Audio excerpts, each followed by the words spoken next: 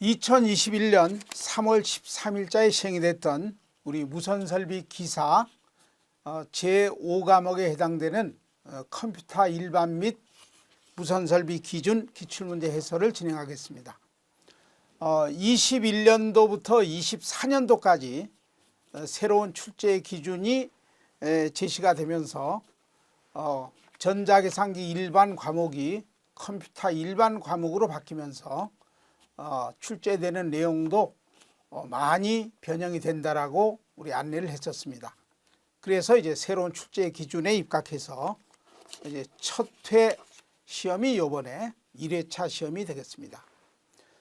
물론 뭐 예상도 했지만은 또 많이 또 여러분들이 궁금해했던 또 내용이기도 합니다. 그런데 역시 시험 문제에 이번에는 네트워크 관련, 그렇죠? 네트워크 관련 문제가 6문항이 출제가 됐습니다. 그러니까 컴퓨터 일반 10문항 중에 6개 문항이 전부 네트워크 관련 문제로 돼 있다. 그래서 우리 네트워크의 프로토콜이라고 할 수 있는 통신 규약이 있죠. OSI 7계층하고 TCP/IP 통신 규약. 물론 TCP/IP는 이번에는 거론되지 않았지만은 OSI 7계층 관련되는 문항들, 그 다음에는 네트워크 보안에 관련되는 내용, 그 다음에 우리 IP 주소에서 서브네팅 하는 방법이 있죠. 이제 그런 내용의 문제까지 출제가 되고, 또 그거 이외로 그 아까 보안 문제라든지 또 클라우드 컴퓨팅 기술이라고 하는 이 개념, 뭐 이런 것들이 두루두루 네트워크 쪽이 많이 출제가 됐다는 걸 기억하시면 되겠습니다. 그리고 요거 이외로 어떤 진수 변환에 관련되는 거 있죠. 뭐 이진수를 8진수로, 또 8진수를 이진수로, 그 중에 이번에는 이진수를 8진수로 바꾸는 것하고 10진수를 또 이진수로 바꿔주는 것. 그래서 이 진수 변화는 디지털 전자 회로에서 디지털 부분에서 또 다루기 때문에 우리 그 컴퓨터 일반에서 출제 항목에는 사실은 그 전파진흥원에서 제시하는 항목에는 이게 없습니다. 근데 실제는 2문항이 나왔다는 이야기죠. 그럼 이것은 디지털 전자 회로의 디지털 논리 부분에서 이런 걸 다뤘기 때문에 여러분들은 뭐 진수 변화는 이렇게 풀어나갈 수 있지만은 뭐 차후에는 뭐 이런 예상치 못한 것도 출제가 될 수 있다는 것을 유념해서, 물론 저도 나름대로 그 예상 문항을 다시 좀 추가해서 올려드리겠습니다만은 차질이 없도록 학습하면 좋겠습니다. 자, 이렇게 해서 같이 풀면서 쭉 정리를 해보도록 하겠습니다. 그리고 무선설비 기준은 변동이 없이 기존하고 동일하게 평범한 출제 기준으로 문항들이 구성이 되어 있습니다. 자, 81번은요. 81번은 우리 기억장치를 액세스할 때,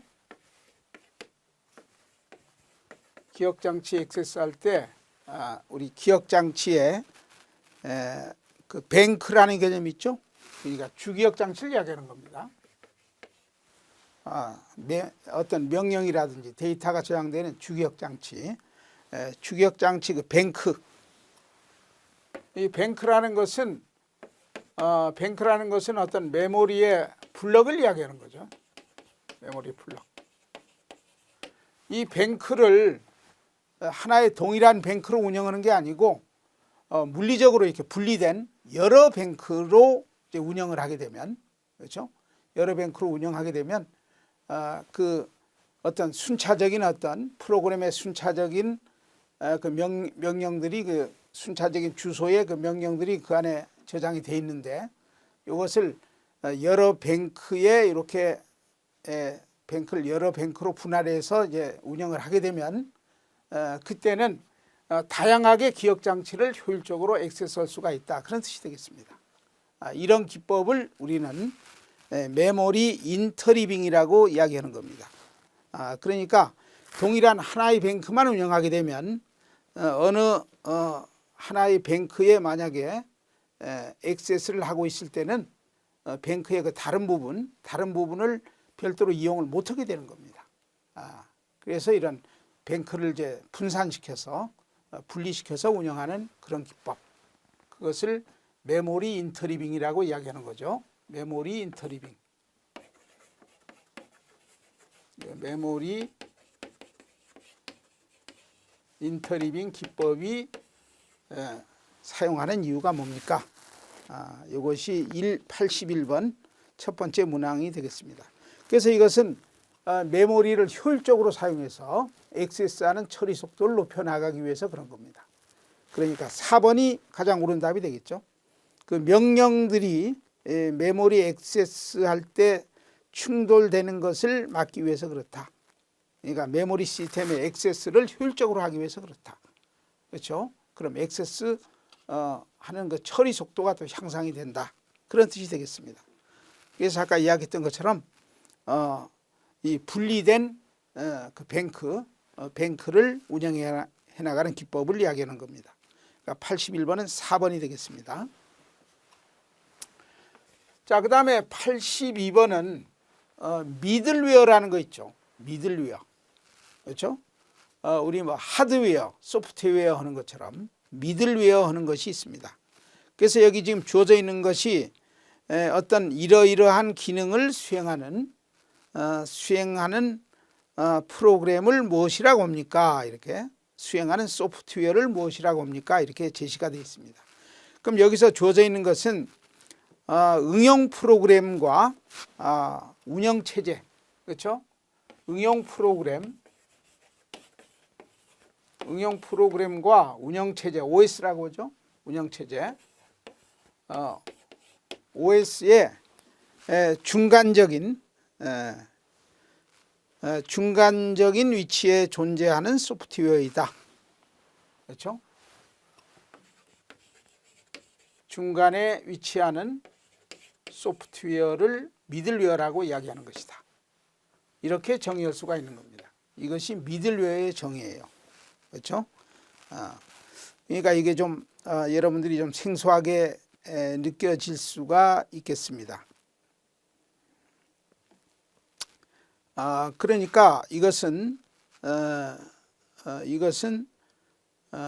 이 운영 체제 있죠, OS. 어떤 운영 체제에서 제공되는 그 서비스, 운영 체제에서 제공되는 서비스 이외로 별도로 사용자가 요구하는 그 서비스를 별도로 지원하기 위해서 사용되는 소프트웨어를 이야기한다. 이러면 되겠습니다. 그렇죠? 그러니까 응용 프로그램과 OS가 제공하는 이런 기본적인 서비스 이외로 사용자가 요구하는 별도의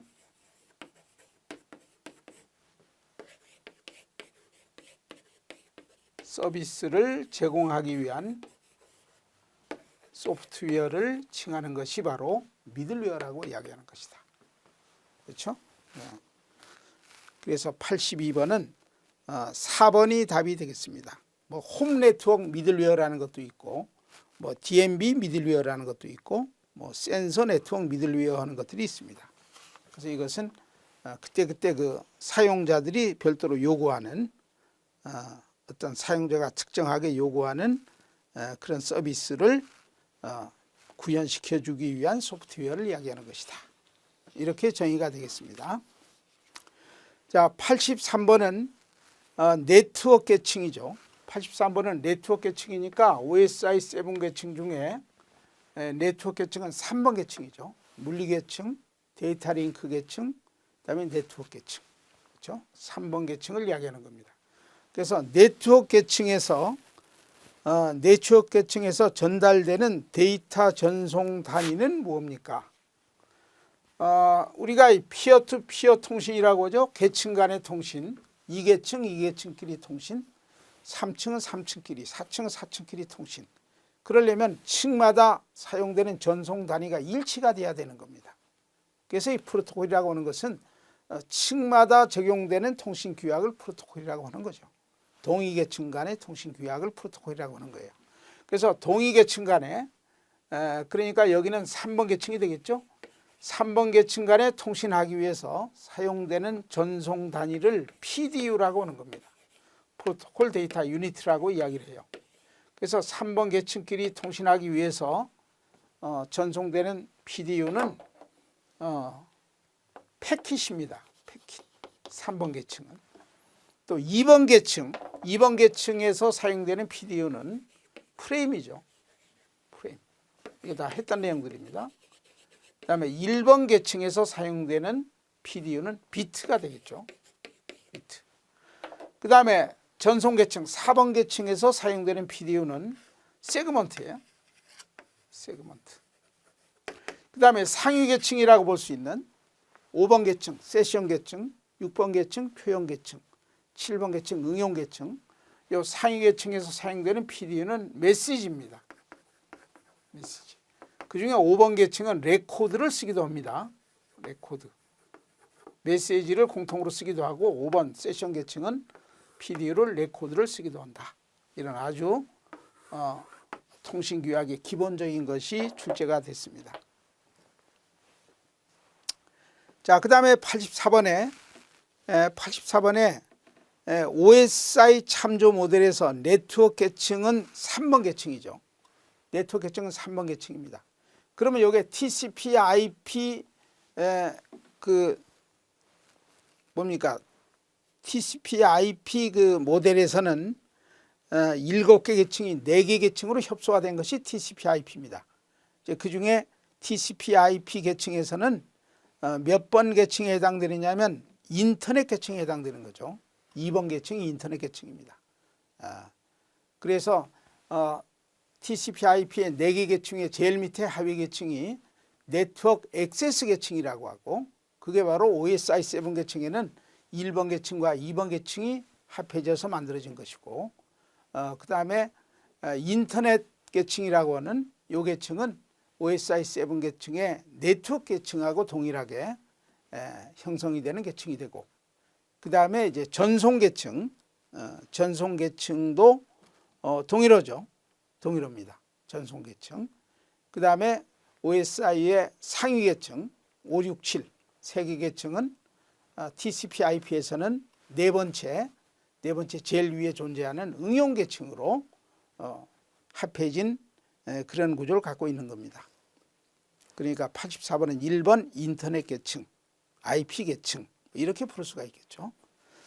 자, 84번은 1번이 되겠습니다. 자, 85번은 네트워크 보안에 관련되는 문제예요. 85번은 네트워크 보안에 관련되는 문제가 되겠습니다.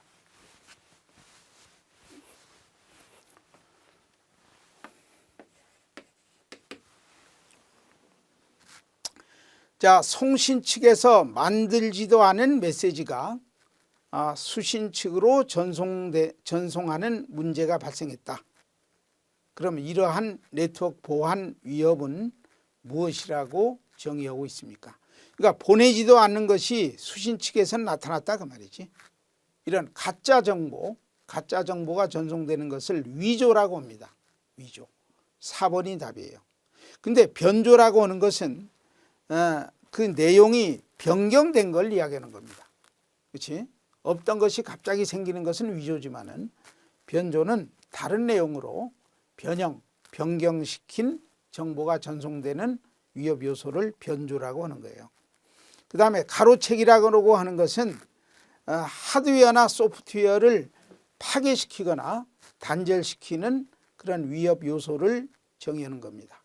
그러니까 가로채기는 정보 흐름 자체를 차단시켜주는 위협 요소를 정의하는 것이다. 그러니까 85번은 4번이 답이 되겠습니다. 자, 86번은 서브네팅에 관련되는 거죠. 86번은 서브넷을 운영하는 방법, 서브네팅이라고 이야기합니다. 자, 여기는 IP 주소가 C 주소를 줬습니다. C 주소. 여러분들 C 클래스의 디폴트 주소는 255점,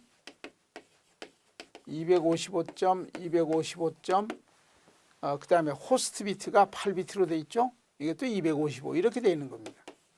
그래서 이게 네트워크 파트를 나타내는 주소고, 이게 호스트용 주소로 나타내주는 호스트 비트용입니다. 이렇게 돼 있죠. 이게 C 주소의 디폴트, 이제 기본 주소 형태가 이제 이런 구조를 갖고 있다. 이렇게 볼 수가 있어요. 그러면 여기서 C 클래스 네트워크 주소가 192점, 이제 실제 주소입니다. 운영하는 주소 192점, 168점, 1.0이다. 이렇게 주어져 있어요. 오케이. 이게 C 클래스 네트워크, 이게 네트워크 아이디, 그러니까 IP 주소 이렇게 보면 되겠죠.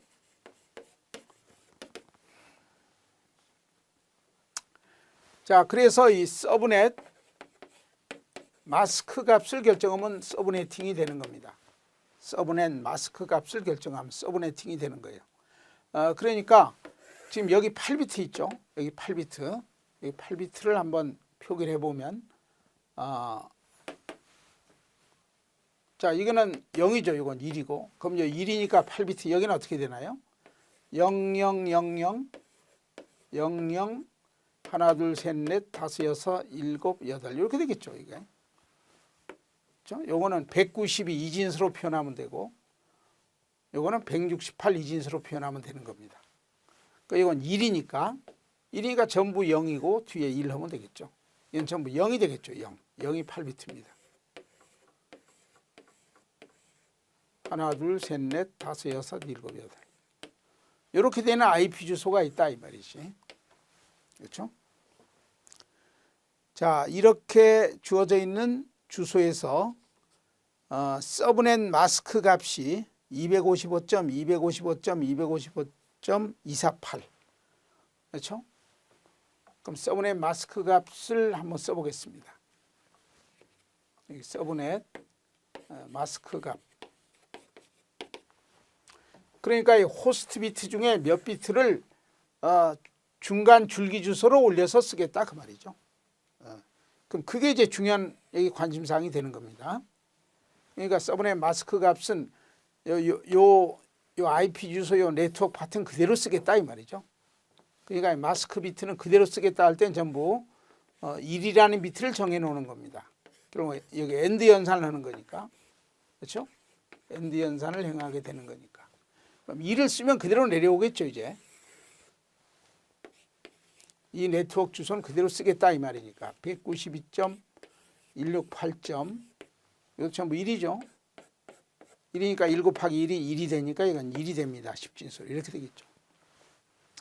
그럼 이 중에는 이 8비트 중에 몇 비트만 호스트 비트로 쓰겠다 이 말이지. 컴퓨터한테 부여되는 주소로 쓰겠다 그 말이에요. 그럼 몇 비트는 네트워크 주소로 올리겠다. 중간 줄기 주소로 올리겠다. 그 기법이 서브네팅이라고 하는 거죠. 그럼 이 중에 서브네팅 하기 위한 마스크 비트 값이 10진수로 248이에요. 248. 그러니까 248은요. 120 이게 제일 높은 자리가 1의 자리, 2의 자리 하다 보면 이게 64, 128. 128 자리. 그다음에 64 자리. 그다음에 32. 그다음에 16. 이렇게 되겠죠? 16. 요까지 더하면 요까지 더하면 요게 248이 될 겁니다. 248. 그렇죠? 128, 64, 32, 16 더하면 248이 돼요. 10진수로. 그럼 이게 다 0이라는 말이죠. 이렇게. 그러니까 서브네팅 하기 위해서 서브넷 마스크 값은 요 값이에요. 그럼 요 값하고 IP 주소를 이제 엔드 연산을 시키면 곱하면 줄기 주소는 고스란히 그대로 활용하는 겁니다. 이렇게 내려오고 이 부분이 있죠. 이 부분 이건 전부 0이니까 이렇게 되죠. 요것은 전부 요게 0이 되겠지. 이렇게 되고 이제 이 부분을 요건 전부 1로서 마스크 시키고 그리고 요 4비트, 요 8비트 중에 4비트는 중간 줄기 주소로 쓰는 것이고 실제 호스트 비트는 요 4비트만 가지고 적용하겠다 그 뜻입니다. 하면서 근데 248이 해보면 2482 해보면 8까지 들어와야 되겠네. 이거 8. 그렇죠? 그래야 여기 답이 되겠습니다. 오케이? 128, 64, 32, 16, 8 이렇게 더하면 248이 나와요. 이렇게 해야 248이 나와. 그렇죠? 그럼 ND 연산시키면 요게 0이 5개가 되는 겁니다. 그럼 요 놈만 가지고 이제 호스트 아이디로 쓰겠다 그 말이죠. 그러면 전부 0인 경우는 이것은 네트워크 주소가 되니까 실제로 컴퓨터한테 사용하는 주소로 사용을 못하는 거고, 전부 1일 때는 그냥 브로드캐스팅이 돼버리니까 전부에 해당되는 거니까 이것도 사용을 못하는 겁니다. 그럼 쓸 수 있는 것은 실제로 컴퓨터한테 줄 수 있는 주소 파트는 001부터 시작이 돼서 111도 못 쓰는 거니까 110까지 쓰게 되는 겁니다. 그러면 3비트 가지고 나올 수 있는 경우는 2의 3승 8가지가 되는데 그중에 전부 000하고 111 두 가지를 빼는 겁니다. 그럼 6개만 호스트 아이디 주소로 쓰는 3비트가 되겠습니다. 이렇게 되겠죠. 그렇죠? 그럼 실제 쓸 수 있는 주소는 192.168.1. 요게 0001 요거니까 1번부터 그 다음에 가장 높은 아이디 주소는 192.168.1. 요 0 5개에다 110이니까 110이면 6이 되겠죠. 6. 그 번지까지 쓸 수가 있는 겁니다. 그러니까 192.168.1.1부터 192.168.1.110 10진수로 6 이렇게 쓸 수 있는 겁니다. 그럼 컴퓨터한테 부여할 수 있는 실제 주소는 바로 6개입니다. 1, 2, 3, 4, 5, 6 6개. 그렇죠? 그러니까 8비트 중에 5비트는 서브네팅으로 중간 주소 줄기로 쓰겠다. 서브네팅을 했다. 그럼 실제 컴퓨터한테 부과할 수 있는 것은 요 3비트 가지고 8개 주소를 부과하는 주소로 쓰겠다. 근데 그 중에 2개를 빼면 실제 유저블하게 쓸 수 있는, 사용할 수 있는 주소는 6개이다. 답은 1번이 답이 되겠습니다. 자, 87번에 이진수는 3비트씩 묶어주면 되죠. 그러니까 소수점을 중심으로 정수 부분은 소수점을 중심으로 이제 왼쪽으로 3비트씩 묶어나가고, 그다음에 이 소수 부분은 또 오른쪽으로 3비트씩 묶어나가면 되겠습니다. 이건 아주 쉬운 겁니다. 87번은 4번이 되겠습니다. 자, 88번 16진수로 45를 2진수로 바꿔보세요. 이것도 아주 쉬운 거죠. 이것도 쉬운 겁니다. 이건 3번이에요. 3번. 그러니까 가장 왼쪽, 가장 높은 자리가 32의 자리가 될 겁니다. 32. 그 밑에는 16, 그 밑에는 8. 뭐 이렇게 계산해 보세요. 그러면 88번은 3번이 되는 것이다. 이게 쉽게 답을 고를 수가 있죠. 3번. 자, 그 다음에 89번도 네트워크에 관련되는 내용이 되겠습니다. 클라우드 컴퓨팅이라는 개념이 있죠. 클라우드라는 게 구름이라는 뜻이에요. 구름. 둥실둥실 구름. 누구든지 그 구름에 얹혀져 있는 모든 정보나 데이터들을 누구든지 인터넷망을 이용해서 조회해서 이용할 수 있는 그런 컴퓨팅 시스템을 이야기하는 것이다. 그것을 클라우드 컴퓨팅 기술이라고 정의하는 겁니다. 그래서 89번.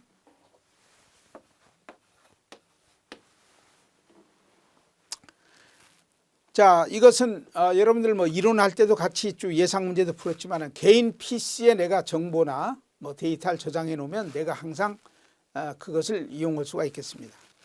그런데 다른 기업체 서버라든지 또 다른 사람 PC라든지 여기 저장된 프로그램이나 정보를 내가 또 전부 이용하고 싶다. 그런 뜻입니다.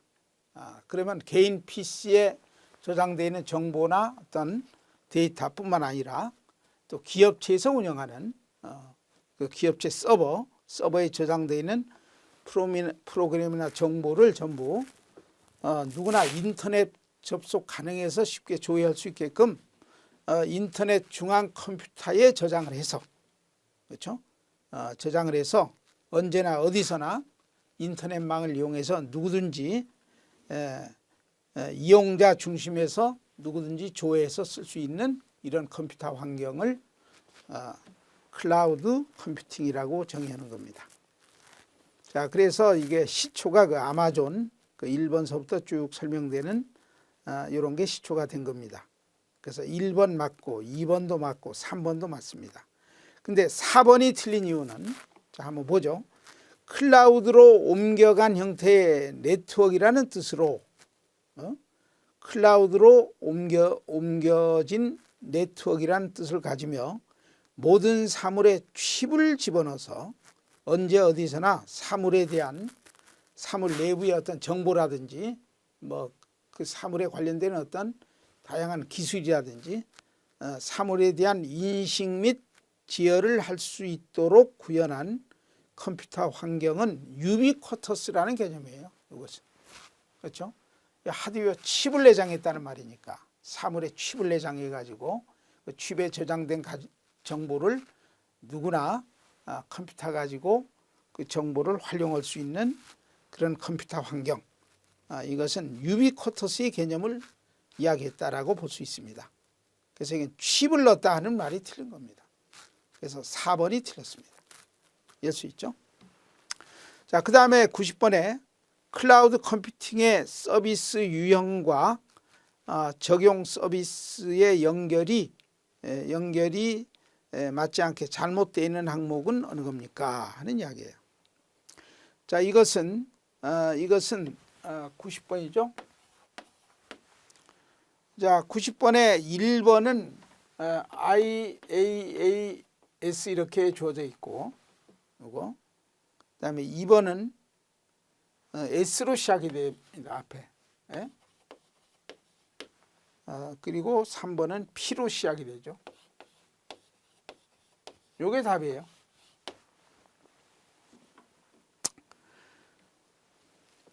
자, 여기 1번에 클라우드 서비스의 3종류라고 볼 수 있는 항목이 1번, 2번, 3번입니다. 1번 지문의 제일 앞부분의 I자는 인프라스트럭처라는 말이에요. 인프라스트럭처.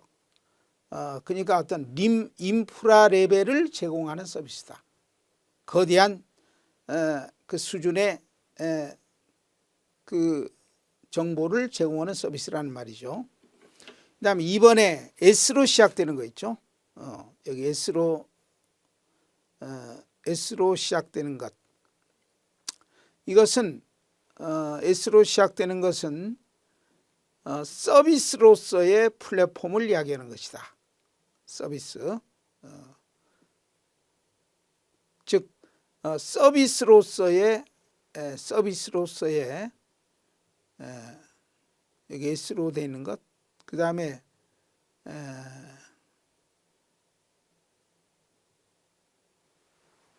요게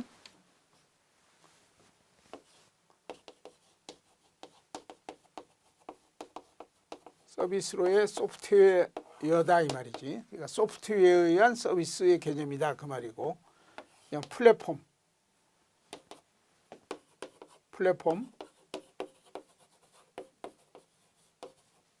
플랫폼에 의한 서비스를 제공한다 그 말이고, 그냥 소프트웨어에 의한 서비스를 제공한다 이 말이고, 이놈은 인프라스트럭처,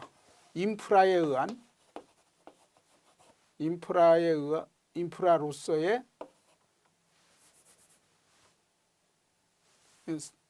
즉 인프라에 의한 서비스를 제공한다. 그런 말이 되겠습니다. 이 앞 글자가. 그렇죠? 그래서 이건 4번 BPaaS 이렇게 되어 있는 것이 여기 클라우드 서비스 3종류에 들어가지 않습니다. 요거는 그 이론책도 한번 보세요. 이론할 때도 이런 영어 약자로 되어 있었는데, 클라우드에 제공할 수 있는 대표적인 3종류 서비스에서 약자로 이런 게 있었습니다. 우리 이론 교재도 한번 참고로 보시면 되겠죠. 오케이. 자, 이렇게 해서 10문항 중에 네트워크 파트가 한 6개가 나온 겁니다. 그러니까 상당히 많은 파트가 새로운 문항으로 출제가 됐다. 물론 그 프로토콜에 관련되는 것은 무선 시스템에서 이미 다뤘기 때문에 거기서 공부하면 여기서 다 다룰 수 있는 내용이 되겠습니다. 자, 이렇게 해서 컴퓨터 일반에 관련되는 문제를 같이 쭉 풀어봤습니다.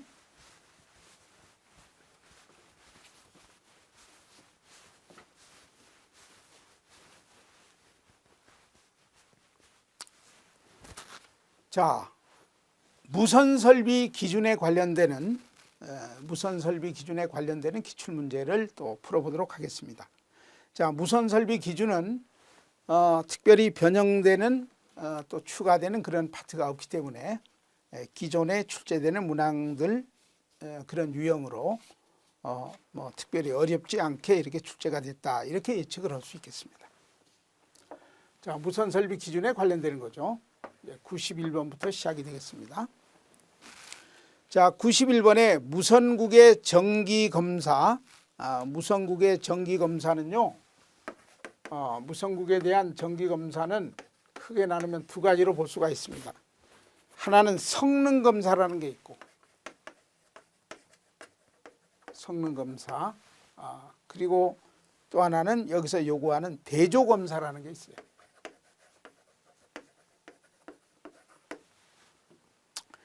그러니까 이 성능검사라는 것은 무선 설비 그 성능에 대한 항목을 검사 항목으로 사용하는 검사입니다.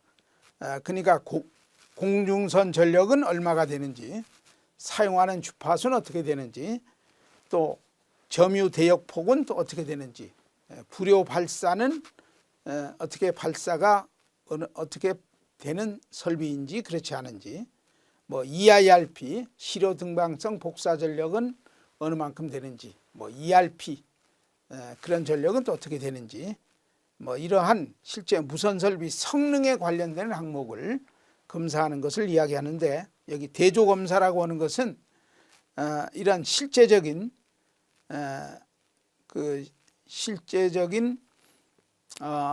이런 그 무선 설비 성능에 해당되는 게 아니고 어떤 허가나 신고 사항하고 실제 일치가 되는지 대조 확인하는 검사를 이야기하는 겁니다.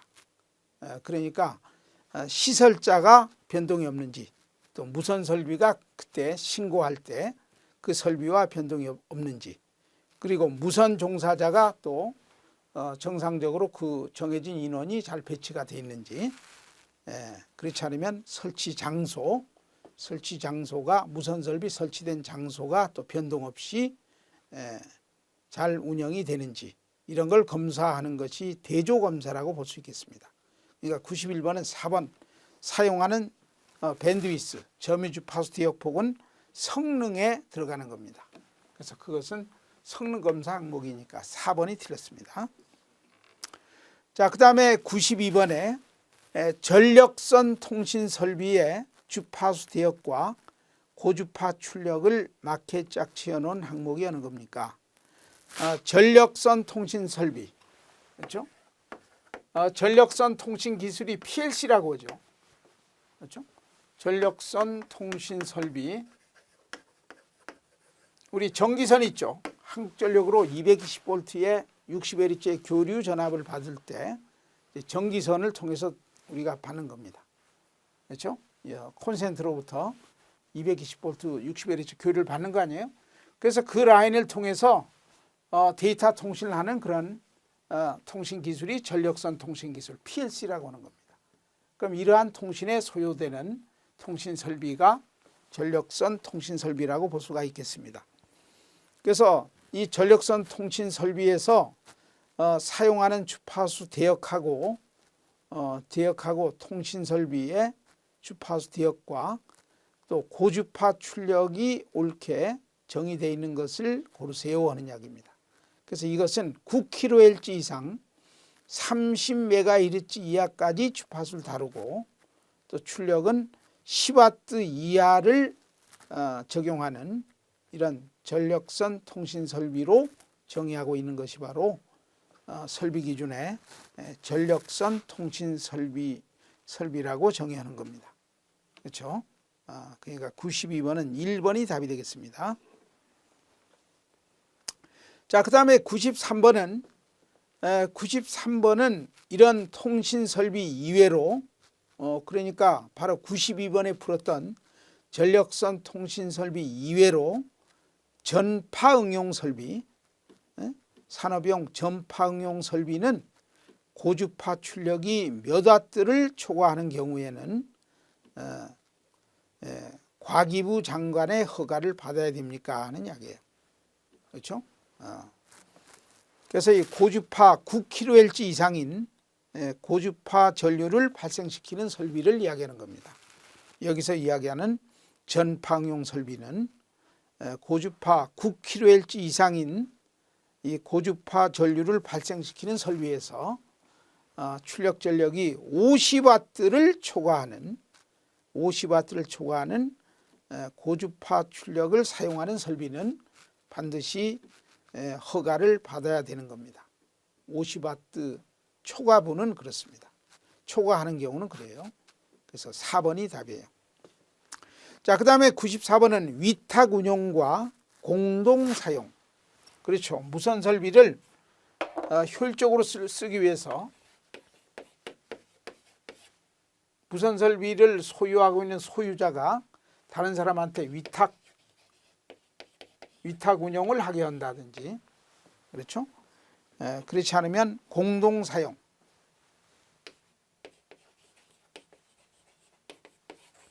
공동 사용할 수 있는 이런 무선 설비 장치가 있습니다. 아무거나 이렇게 할 수 없어요. 그렇죠? 그래서 이건 위탁 운용과 공동 사용에 대한 무선 설비 그 대상이 아닌 것, 요게 여기서 요구하는 문제가 되겠습니다. 그래서 이것도 법규상의 문제죠. 그래서 2번이 답이 되겠습니다. 방통위가 정하는 실험국의 무선 설비는 실험 용도가 실험 용도 아니에요. 특성을 개선하고 체크하기 위한 이런 용도는 위탁 운용이나 공동 사용을 못하게 되는 설비입니다. 94번은 2번이 답이 되겠습니다. 자, 그 다음에 95번에 무선국의 분류에 들어가는 방송국의 종류. 그렇죠? 95번은 방송국 종류에 들어가지 않은 것. 이건 여러분들 상식적으로 고를 수 있겠나요? 방송국 종류에 들어가지 않은 것. 지상파 방송이 있겠죠. 또 위성방송 업무를 수행하는 그런 무선국이 위성방송국이 있습니다. 그 다음에는 3번에 지상파 방송의 보조 업무를 수행하는 지상파 방송 보조국이 있어요. 근데 이동방송국은 없지. 이동방송국이라는 말 여러분들 들어봤나요? 이동방송국? 그건 없습니다. 그렇죠? 95번은 4번이 답이 되겠습니다. 자, 그 다음에 96번에 중파를 이용하는 방송이 AM 방송이죠. 96번 중파 방송. MF가 중파예요. 이제 중파 방송이 바로 AM 방송이에요.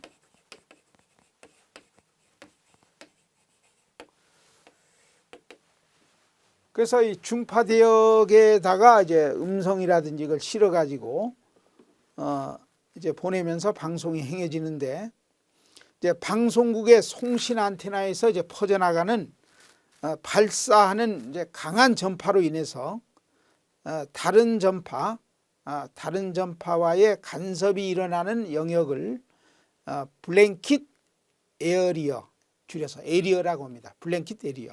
그러니까 간섭이 심하게 나타나는 에리어를 이야기하는 거예요. 그렇죠? 그래서 이 에리어는 최소한도 요거 이상은 되면 안 된다, 이렇게. 쉽게 표현하면 수신이 불가능한 난청 지역이라고 쉽게 표현할 수도 있겠습니다. 블랭킷 에리어. 간섭이 심하니까 정상적인 수신이 어려운 그런 에리어, 지역을 이야기하는 거니까. 그런 지역이 많이 존재하면 안 되겠지. 그래서 그런 지역은 정상적인 에리어의 0.35% 이내가 돼야 된다. 중요한 것은 0.35% 이하가 돼야 된다 하는 거. 0.35% 이하로 제한하고 있다. 그래서 96번은 3번이 답이 되겠습니다. 자, 그 다음에 97번은 비상용 전원이에요. 무선 설비를 운영할 때 비상용 전원이 반드시 필요하겠죠. 그래서 설비 기준에서는 비상용 전원을 어떻게 정의하고 있느냐. 또 고압이라는 그 고압의 그 전압을 또 어떻게 정의하느냐. 뭐 특고압은 어떻게 되느냐. 뭐 이런 것들이 있죠. 이런 것들이 전부 전원 관련 설비 기준의 단골로 시험 문제 나올 수 있는 내용이 되겠습니다. 자, 97번에 비상국의 전원은 수동 발전기와 원동 발전기, 그 다음에 무정전 전원 설비 또는 축전지로서, 그렇죠. 이런 것들이 전부 비상 상태에서 전원을 발생시킬 수 있는 장치들입니다. 24시간 이상 상시 운용할 수 있어야 된다. 중요한 것은 하루 이상 운영할 수 있는 여력이 있는 것이 바로 비상국 전원의 그 기준에 들어가는 항목이 되겠습니다. 그러니까 3번이에요. 24시간. 그리고 여기 하나 더 추가시키면 즉각 최대 성능으로 사용할 수 있어야 된다. 그렇죠? 24시간 운영이 가능해야 되고 또 즉각 그런 비상 상태 시에는 즉각 최대 성능으로 사용할 수 있어야 된다. 이렇게 규정하고 있습니다. 97번은 3번이 답이에요. 자, 98번에 아마추어국의 송신설비의 전력은 무엇으로 표현하는 겁니까? 우리 송신장치의 송신설비의 전력은 전부 공중선 전력으로 표시합니다. 안테나 전력 자체가 바로 그 송신설비의 캐퍼를 이야기하죠. 송신설비의 그 전력을 나타내는 중요한 파라미터다 이렇게 볼 수가 있어요. 그런데 안테나 전력으로 표시하는데 송신설비의 전력은, 그런데 여기 다만 아마추어국 무선설비는 규격전력으로 표현한다. 규격전력으로 표현한다. 규격전력이라는 것은 송신장치의 제일 막판에 종단 전력 증폭기의 출력을 규격전력이라고 이야기하는 겁니다. 그래서 우리 아마추어국의 송신설비의 전력은 규격전력 3번. 규격전력은 송신장치의 제일 막판에 사용하는 종단 전력 증폭기의 전격 출력 전력을 규격전력이라고 정의하는 겁니다. 그러니까 98번은 3번이 답이 되겠습니다. 자, 그 다음에 99번 전파 응용 설비의 고주파 출력 측정 및 산출 방법. 전파 응용 설비의 고주파 출력 측정 및 산출 방법은 누가 정해서 고시를 합니까? 하는 이야기입니다. 그렇죠? 이것은 과기정보통신부 장관, 이건 1번이 답이 되겠습니다. 아까 전파응용 설비가 앞부분에 아까 관련 문제가 아까 나왔었죠. 여기 93번에 이게 관련 문제가 나왔습니다. 거기도 보면 50W 이상인 경우는 출력 전력이 그때는 과기부 정보통신부 장관의 허가를 받아야 된다는 그 규약이 있습니다. 그래서 99번은 1번입니다. 그 문제와 동일한 문제입니다. 자, 100번에 무선 설비에서 안전시설 기준에 입각할 때 고압의 규정을 옳게 나타낸 것. 고압이라는 것은 직류는 750V 이상에서부터 7,000V, 7,000V 이하까지를 고압이라고 정의합니다. 교류는 600V를 초과하고 그러니까 600V는 안 들어가는 거죠. 아까 직류도 750V 이상 하면 750V 들어가니까 750V 초과에서부터 7,000V, 교류는 600V 초과 7,000V까지를 고압이라고 하고, 특고압이라고 하는 것은 직류든 교류든 전부 7,000V 이상이 되는, 이상이 아니라 초과라고 해야죠. 초과되는 그런 전압을 특고압으로 관리하는 겁니다. 그러니까 100번은 4번이 답이 되겠습니다. 자, 이렇게 해서 설비 기준은 뭐 그렇게 어려운 문제 없이 출제가 자주 되는 그런 내용들 위주로 시험 문제가 평이하게 출제가 되고 있습니다. 자, 이렇게 해서 5번째 과목에 해당되는 컴퓨터 일반하고 설비 기준의 해설을 마치도록 하겠습니다.